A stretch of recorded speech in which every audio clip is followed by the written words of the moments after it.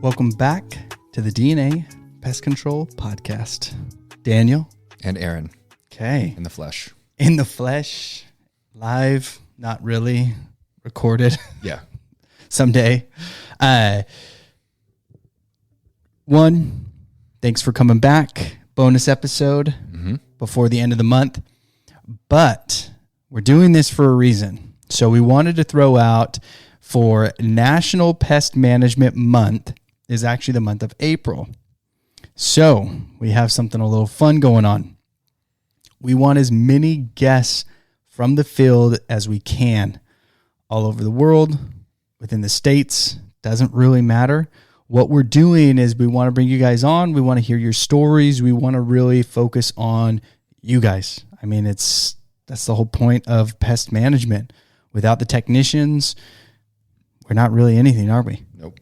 So we want to give that back to you guys. We want to shine the spotlight on you. We want to throw out those fun, crazy stories that we run through because we run into so many crazy stuff that happens to us out in the field. We also are going to do a swag box. So, Aaron, you got the hoodie. Move the mic a little bit. Oh, my fault. There we go. We got the hoodie. If you can see it. Yes. Okay, yes. Now it looks good. Your mic covers it up. So we're going to throw out the hoodie. We got the hat. If you guys haven't seen it already, as well as a T-shirt and a few other bonus things that we're going to throw in that box as well. So at the end of the month, we're going to choose who we thought had the best story, who came on, just killed it, and we're going to send them that swag box with all of our logos, the hoodie, the T-shirt, the hat, and a few extra things inside that box. So please go to the website. You can put your information there to be a guest. You can message us through Facebook. You can go onto our Facebook group.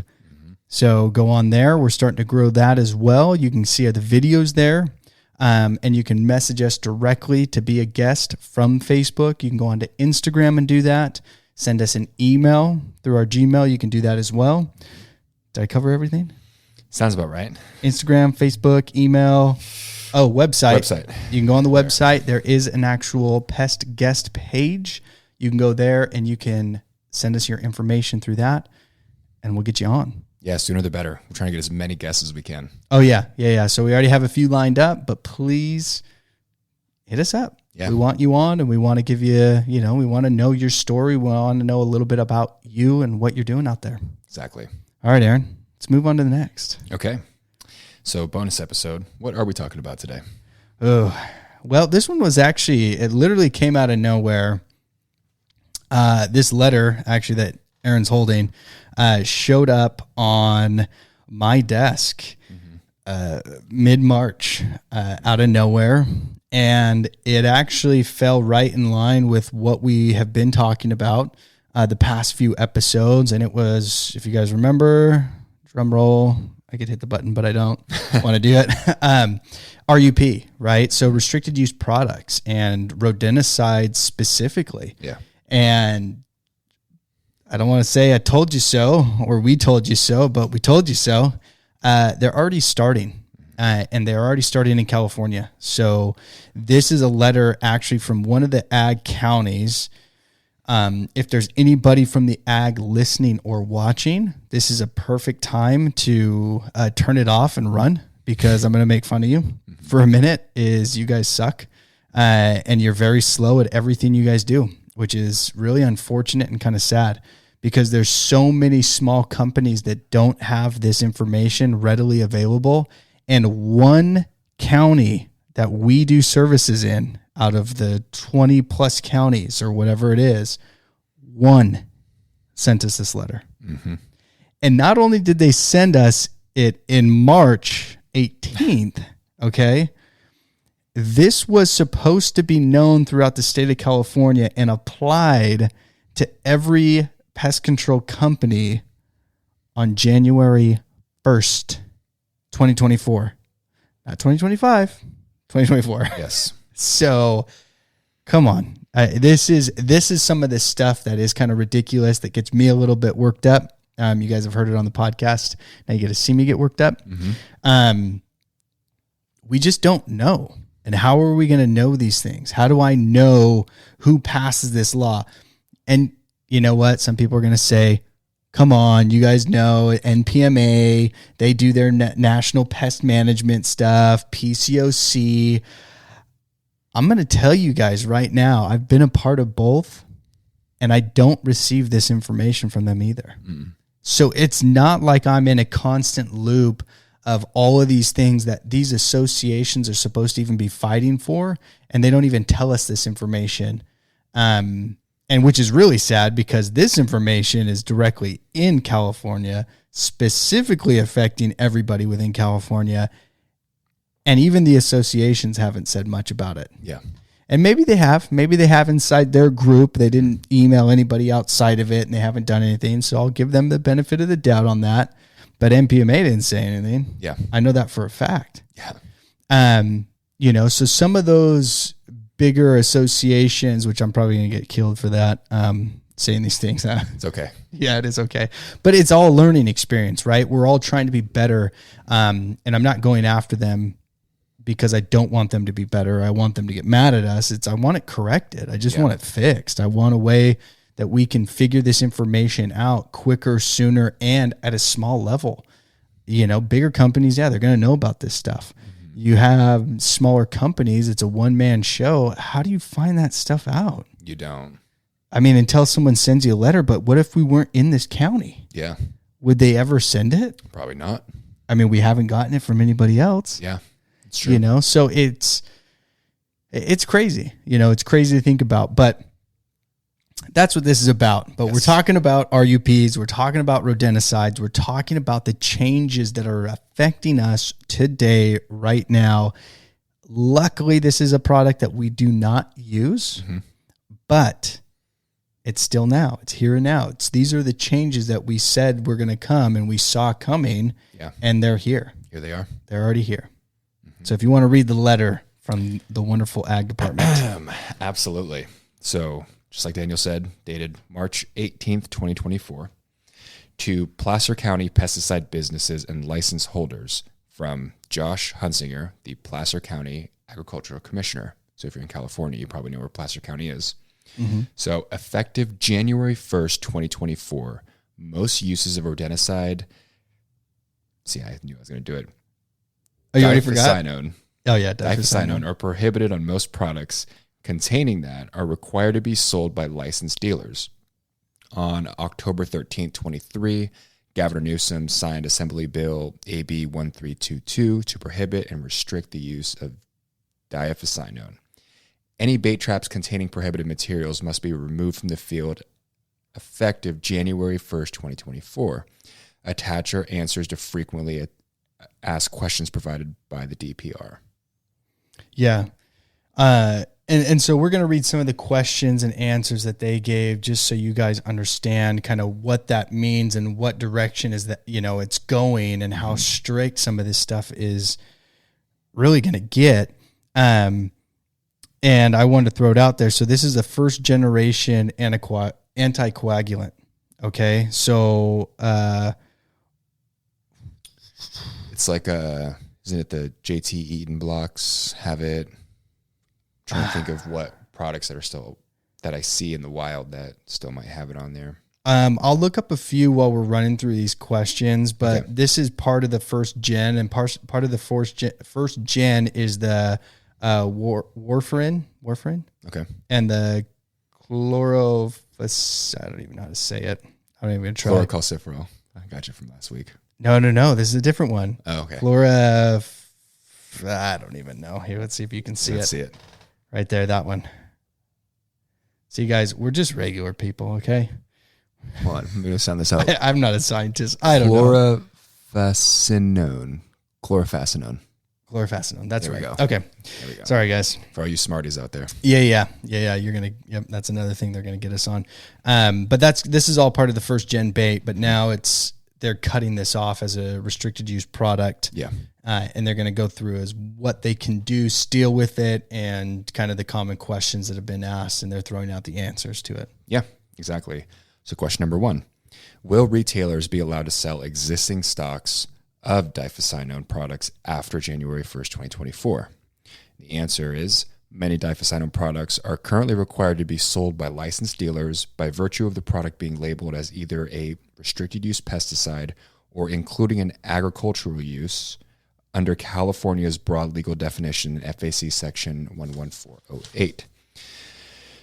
There are also many diphencyl products which can currently be sold by retailers because they do not meet these requirements. The other products' registered labeling may contain prohibited and allowed uses under the amended FAC section. Good? Yeah, no, keep going. Yeah, you're because good. Uses prohibited under FAC section 12978 are restricted materials stating January 1st, 2024, only licensed pest control dealers can sell to end users diphencyl products labeled for any prohibited use. DPR anticipates the vast majority of diphencyl products will be required to be sold by licensed pest control dealers. This has the practical effect of limiting most consumer sales of these products. And then it goes down to say, for those products which currently may be sold by retailers and which are labeled only for uses allowed by the amended FAC section, those products could continue to be sold by retailers in 2024. However, DPR anticipates this scenario is unlikely given many diphencyl products labels contain a mix of uses prohibited and allowed under the FAC section. Starting January 1st, DPR anticipates the vast majority of diphencyl products will be required to be sold by licensed pest control dealers. Yep. So I'll throw out some. There is a Farm and Home Tomcat brand of all-weather bait chunks that have it. There is Ramic Green, which has it, which are pellets. Ditrac has it. Okay. So there's just a few that actually have it there, which will be restricted. And this is actually on Amazon, which is interesting. So it'll be really interesting to see if we can even buy it. And I should probably try to buy it and see if they send it. Let's do it. You know, like see if they actually will send it to my place and I actually have it. Yeah. Tune in next week. Yeah, be really interesting, right? To see if we can purchase this still on Amazon. So we'll see how good these laws really are. We'll see. Yeah. We'll see. So I'll test it out. It's only $20, $23.99. Some of them are a little bit more, but I'll try it out. I'll see if I can purchase it. They say that you're not supposed to, and it's not supposed to be shipped. So it'll be really interesting to see what Amazon has to say. Yeah. When we buy it and it shows up. Mm-hmm. I'll throw a little video out on Instagram about it. Yeah, that's cool. Yeah. So there's a few of the brands that are getting wiped off, but some of the first gens we've already been used to actually seeing gone. Mm-hmm. In most cases, at least here in California, outside the States, I don't know where that sits, but that's that first gen bait that's pretty much been wiped. Mm-hmm. Now it's getting even stricter, and I bet that's going to be the step right before they just say it's done. Yeah. At least done in the state, which we're going to start to see trickles throughout the rest of the U.S. with this too. Always happens. Oh, yeah. All right. You want to keep going? Yes. Question number 2. If diphencyl products labeled for prohibited use are on the retail shelf after January 1st, 2024, what is the consequence? Ooh. Answer. Unlawful sales of restricted materials may be subject to administrative and civil enforcement actions pursuant FAC sections, blah, blah, blah. So we'll see if Amazon gets hit. Hold on. Okay. Question 3. Yeah. Does the law apply to retailers selling diphencyl products online? Ooh. Answer. Yes.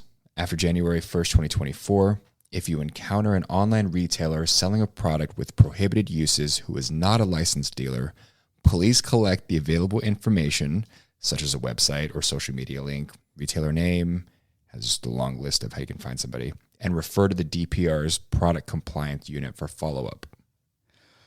Okay, I'm going to do something else then too. Let's go to DIY. Okay. Let's see, guys. You can keep reading. I'm going to check this out. Yeah. So I'm going to go on DIY because they have DIY pest control, right? Whatever it's called. I don't remember what it is.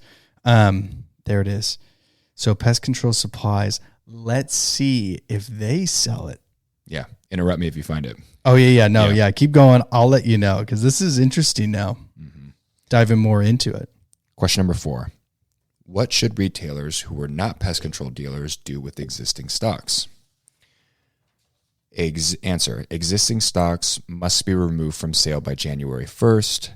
Existing stocks may be recovered by distributors or appropriately disposed of. Retailers may contact their state or local hazardous waste disposal program to find out how to dispose of diphencyl products appropriately.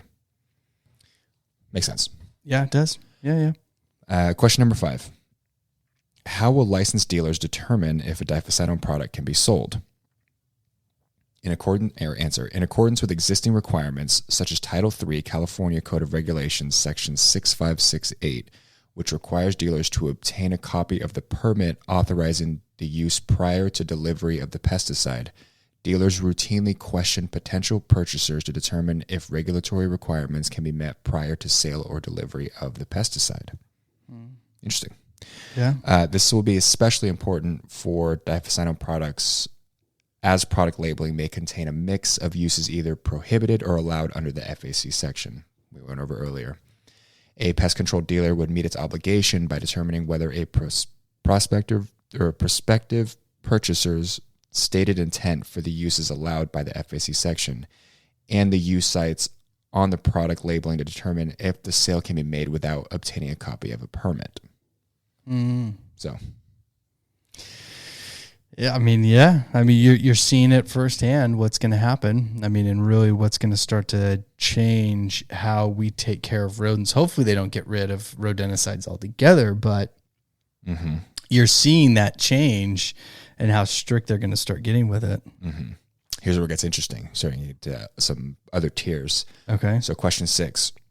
County agricultural commissioner offices currently sell diphencyl rodent bait for agricultural uses.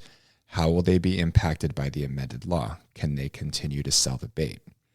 Answer. Since 2011, the diphencyl-treated grain products sold by the commissioners, either at .005 or .01, have been labeled as restricted use pesticide, as required by U.S. EPA. Existing law provides the dealer licensing requirements of the FAC section do not apply to federal, state, or county agencies which provide pesticides for agricultural use, such as these products.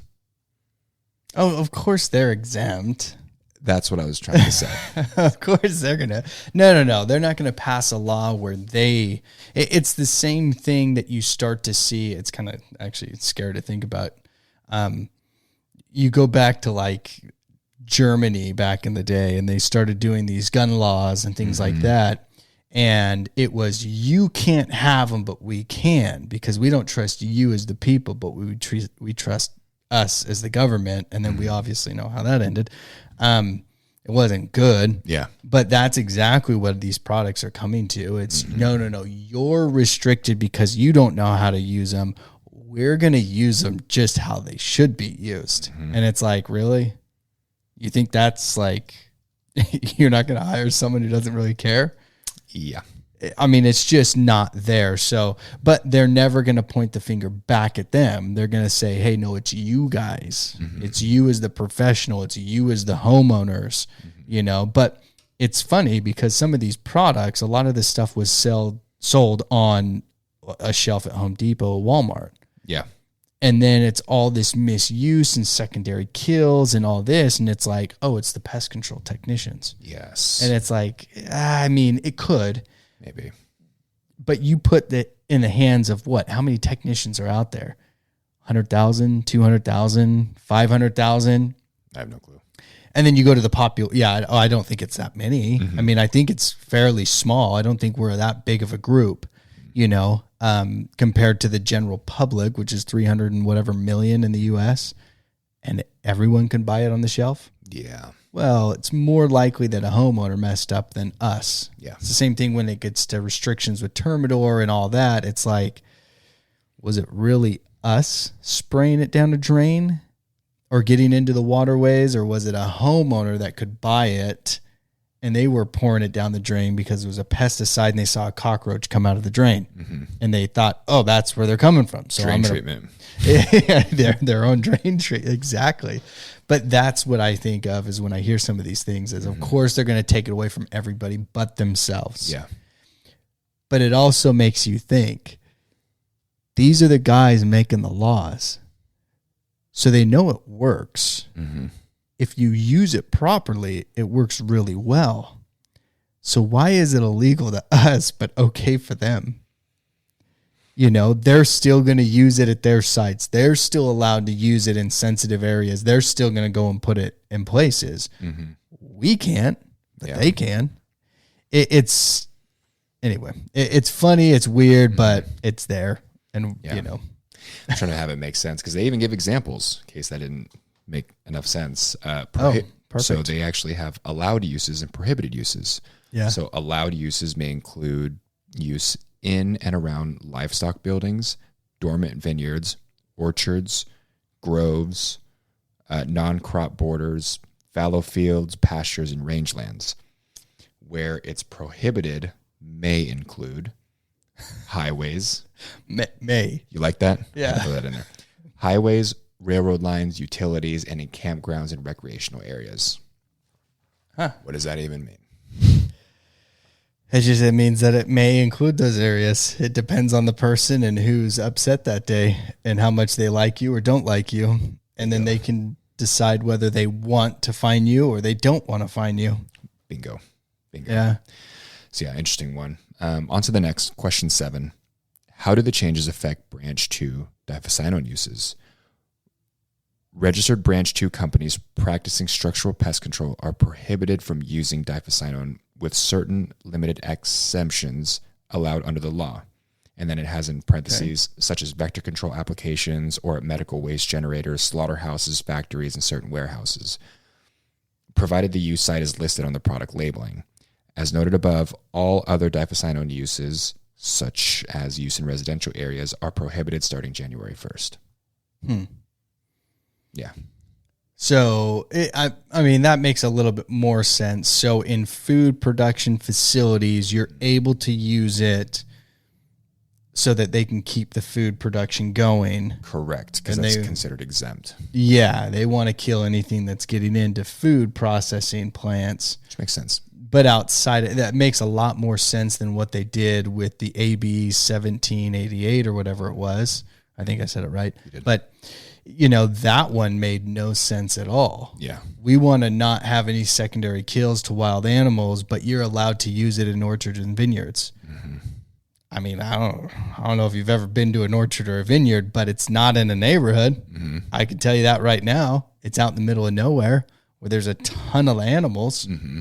You know, it doesn't make any sense. Nope. Last time I checked, I haven't seen an orchard or a vineyard in the middle of a city. You know, it's like so we're allowed to put the product where all the wild animals can go, but we're not allowed. See, this one at least makes a little bit more sense. I agree with you. That kind of grounds it a little bit. Like, well, the previous question was absolutely insane. stupid. Yeah. I know. Now, in the next category, before question 8, it says other uses, underlined. Question 8. How do the changes affect diphencyone use by farmers, ranchers, or growers? Under the amended law, the FAC section, permit use on agricultural sites producing farm products, an agricultural production site housing water storage and conveyance facilities, and an agricultural production site right-of-way and other transportation infrastructure. The prohibition on diphencyone use by the FAC section does not apply to these uses.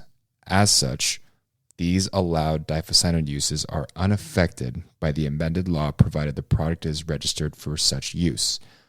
For these allowed uses, and in big bold letters, no permit for diphencyone is required. So they do. So they are allowing you to still use them in those sites, and there's no permit to have. Yeah, it's kind of weird, but it's still a restricted use product. So you still have to be licensed, and the company selling it has to be licensed to be able to do that. So if I order it on Amazon, sorry, Amazon, you're probably going to get fined because you're selling this product. Yeah. And maybe they're not because they're the middlemen and they don't need to know. Yeah.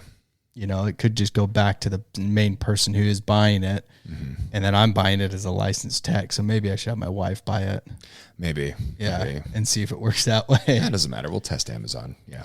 Yeah, we'll see. I mean, I don't really care that they sell it, but it's interesting to see what the state is willing to do in scenarios like that, because that's what makes our job a little bit more difficult. Is here's all these products that we have to be licensed to use, but a homeowner can buy and just be whatever and throw it everywhere all the time. And so that, to me, once again, it just goes back. You put all these laws don't apply to a homeowner. One, they'll never know, they just got to go buy it online, but it comes back and it hits us and affects us. Yeah. Now this one's a product we don't use, so it doesn't affect us at all. But anybody out there who is using it or another state's using it, this could come back and actually bite you. If you don't know these changes are happening in your state, but then a homeowner can still use it. Yeah. So then you go back to where it's like, well, you can use better products than I can. You might as well do your own pest control. Yeah. Why are you paying me? So really interesting. Yeah. Definitely. But I'm still going to do that. I want to see what they do and how Amazon reacts to it to see if it's just general public. Buy it. Cool. I know. Yeah. I see tons of stuff out there in people's houses. Oh, yeah. I'm looking at some of it and I'm like reading some of the label. I'm like, oh God, this is like before my time. Yeah, you're probably going to die. Yeah. Yeah, no, it's all bad. All right. Question 9. And we only have, so there's a total of 11. So I'm almost there. Thank you for bearing with us. Oh, yeah. Question 9. What can end users do with the diphencyone products they have in storage which they can no longer use? For all end users, if the container is unopened and the end user can consider contacting the dealer or registrant to ask about returning it. Alternatively, end users who may have open containers, including homeowners and apartment managers, may contact their state or local hazardous waste disposal program to find out how to dispose of these diphencyone products appropriately. How would an apartment know? An apartment management. They get the letter, dude. That's how they know. But they're not even licensed. Too and bad. Homeowners aren't licensed. How would they get that letter? They're just supposed to know. Isn't that right? Magical. They're supposed to know. They wave their little magical wand, Harry Potter over there. Yeah, the apartment manager thing was that's weird. Question 10. Does this law affect diphencyone applications on federal property? Answer. Other than certain pollution control standards, federal agencies and their employees are not subject to California pesticide laws and regulations. The amended law, the amended law instructs state agencies to encourage federal agencies to comply with the law's requirements. However, pest control businesses licensed by DPR or registered with the Structural Pest Control Board conducting pest control on federal property are still subject to California laws and regulations. That's kind of weird. So federally, you don't have to listen on a state level because you're feds, so you're above that. Correct. So if it's my building, it doesn't matter. So I can go and put that product out because I'm federal. But as a pest control company that you're contracted with, they are not allowed, which makes sense. I mean, they're not following the feds rules. Yeah. I mean, they are minimum, minimum, but they're held to the state level. But it's still funny, like, federally in that state, they're like, man, screw you. We're not listening to you, and you can't do it. And then I guess it makes sense. You can't do anything. The feds. Federally, you're above the state. You can't. What are you going to do? Yeah. They're not going to do anything. Nothing. Dang. Okay. Keep going. Let's hear.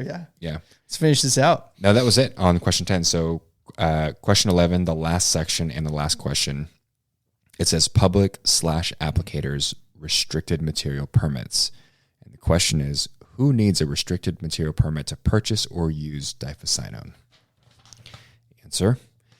Due to the unique wording of the FAC section, the resulting situation is substantially different from other situations where if a particular use is included on a product label, an end user looking to purchase or use the product would require a restricted material permit from the commissioner. Diphencyone uses prohibited by FAC section are restricted materials. Allowed users are exempt from the requirement. As the prohibited uses are unlawful, a diphencyl permit application for prohibited use does not meet an objectively determined minimum requirement to allow for legal use of a diphencyl product. A county agricultural commissioner cannot issue a permit for diphencyl for a prohibited use. If you have any questions regarding this information, please call. Thank you. From Josh Hunsinger, Agriculture Commissioner, County of Placer. Thanks for sending it. I mean, at least somebody's doing it. Yeah. And now we know. Yeah, 3 months later. Even though that law was passed September. So it was October 23. So bill was passed October 13th, 2023 to be effective January 1st, 2024. We got the letter March 18th, 2024. Welcome to wonderful governments. There we go. Good thing it doesn't affect us. Once again, it goes back. It doesn't affect us. Not us directly. Maybe some other companies around, but for us, it doesn't. But that's what you're going to start to see when it comes to restricted use products. That's what you're going to start to see when they start cracking down on even pesticides. Mm-hmm. So it doesn't shock me that you need a permit, through the commissioner of that county to even use it. And they're saying here, you have to have that in their county to use it in their county. Mm-hmm.